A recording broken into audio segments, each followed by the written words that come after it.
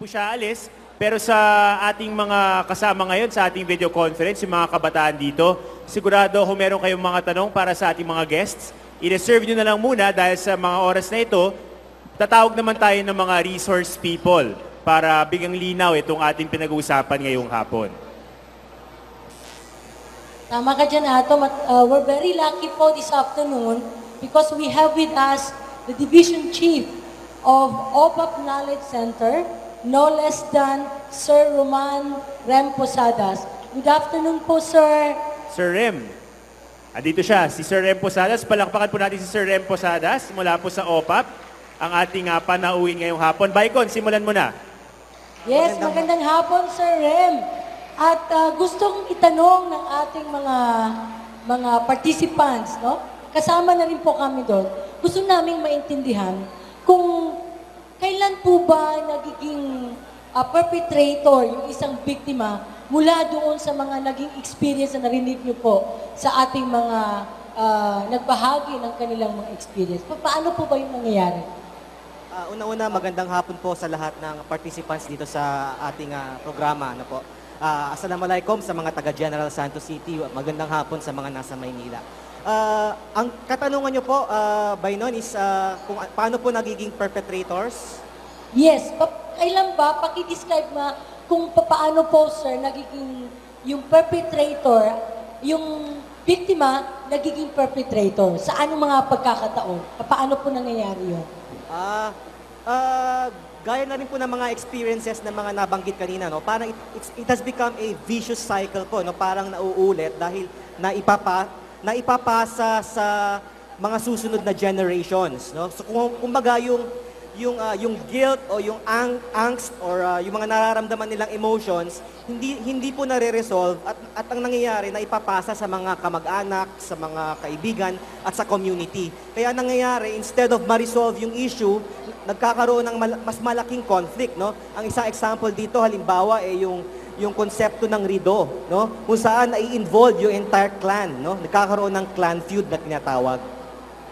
Napag-usapan na rin natin yung Rido, sir.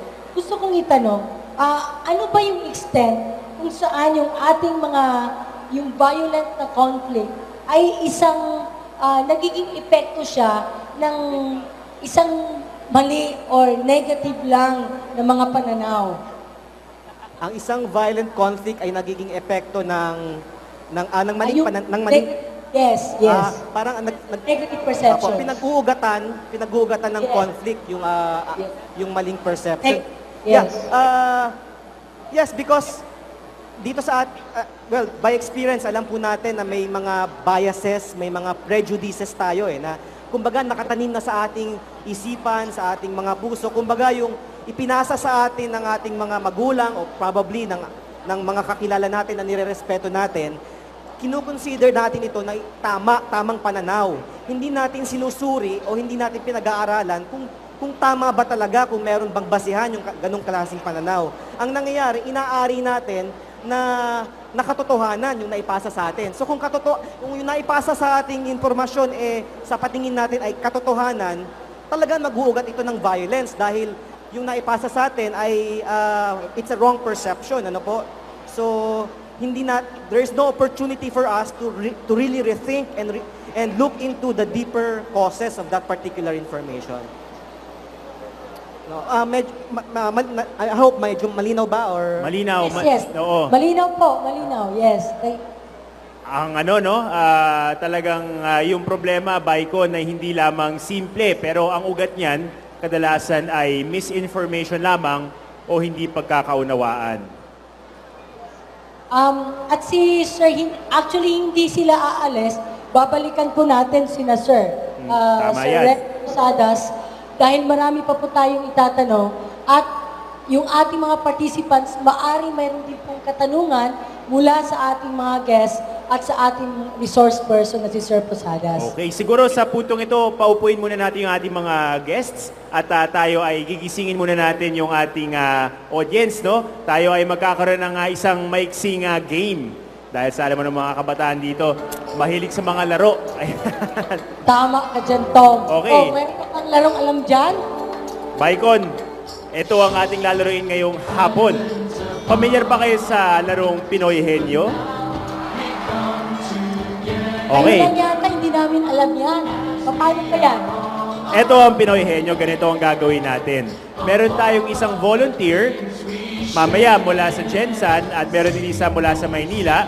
At ang gagawin nila, meron silang hahawakan na phrase at kailangan hulaan nila yung phrase na yon, pero sa pamamagitan lamang ng pagtatanong ng yes or no questions dun sa ating audience. So paliwanag ko lang yung ating magiging rules para sa hapong ito.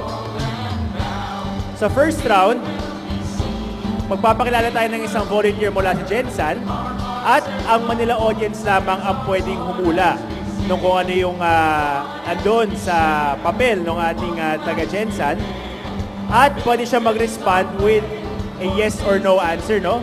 Halika nga. Okay. So para siyang charade na laro. Yes. Pero, Pag humingi tayo ng tulong sa ating mga PSTEC, facilitators, Yes. halika. Oo. Maliwanag natin sa ating audience. clear ba? Okay, so katulad po ng Pinoy Henyo, yes, no at saka can be. Oo, hindi at saka pwede. Okay? Okay. Okay, so kuha tayo ng volunteer mula sa Jensan. Siya ba ang hawak ng phrase natin? Oh, sige natin ball. Yes. Okay. Ito. Anong pangalan ng ating guest?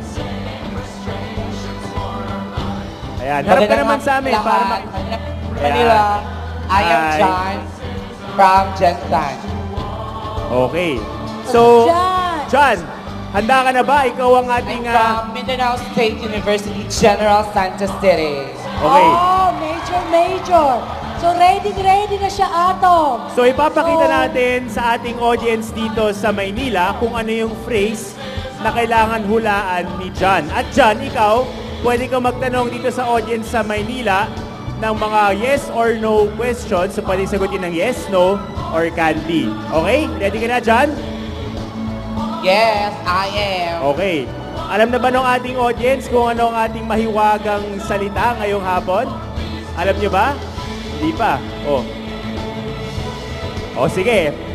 Kung handa na si John, i-flash natin sa ating video screen kung ano ang kailangan niyang hulaan. Maynila, Manila.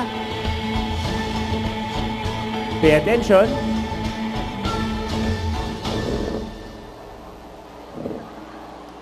Ayun! Nasa noo pala niya. So, hindi alam ni John kung ano yung nasa noo niya, pero nakita, nakita na niya eh. nakikita ng lahat. Nakita na niya. Nakita na niya? Ulitin natin. Oh, Ulitin natin, ha? nakita. Okay, ulitin natin. O, paano yan? Mag-isip tayo ng ibang phrase. Paikon. Okay. Sige, ulitin natin. Another, yung pangalawang word. Papalitan natin yan. Okay ba? Sige. Another word. Sige, Baikon. Isip kayo ng bagong phrase dyan para pwede natin ipahula. Sige. Sandali lang. O, sige.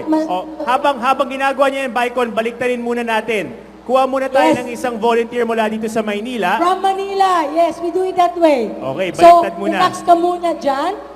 Relax ka muna doon para hindi mo makita yung sinusulat. Ayan. Looking for At, volunteer. Saan? Meron na tayong volunteer? So, we will wait for the volunteer ng Manila. Eto na, meron tayong volunteer. Okay.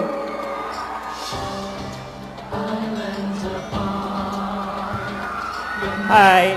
Anong pangalan? Angeline Magnaya po. Angeline. Halika, Angeline. Let's do this. Angeline, ang pagkakamali kanina, si John nakaharap siya sa screen, kaya nakita niya yung nandun sa noon niya. So ngayon, ang instructions ko sa'yo, huwag ka titingin sa likod. Okay? Pero, pag nagtanong ka ng yes or no, pakinggan mo na lang kung ano yung sinasabi ng Jensan. Kung yes, no, or maybe.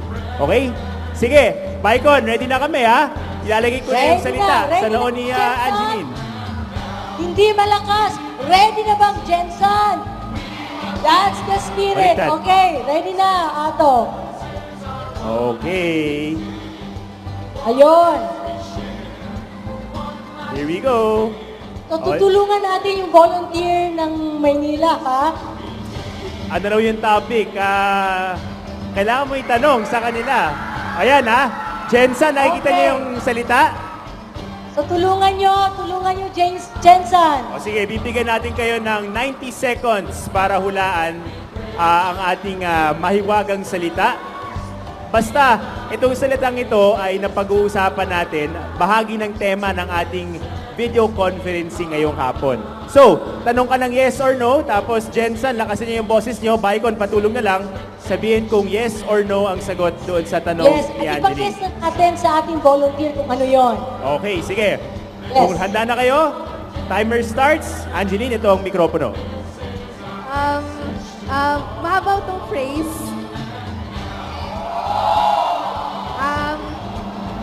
Tungkol sa peace. Pwede. Pwede daw, pwede. Ano ba to? Hindi ko walang idea. Commonly, most recent issue ba to? About technology? Ano ba to? Website? Ah! Nakaloka! Facebook ba to?